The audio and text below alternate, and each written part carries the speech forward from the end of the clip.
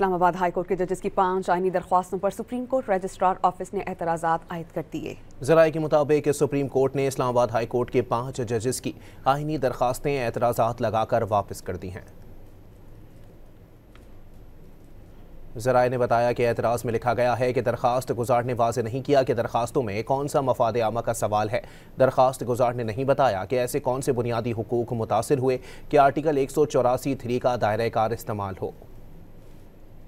Islamabad high court के जजेस की 5 आईनी दरख्वास्तों पर सुप्रीम कोर्ट रजिस्ट्रार ऑफिस ने एतराज़ात आयद कर दिए। ज़राए के मुताबिक सुप्रीम कोर्ट ने इस्लामाबाद हाई कोर्ट के 5 जजेस की आईनी दरख्वास्तें एतराज़ात लगाकर वापस कर दी हैं।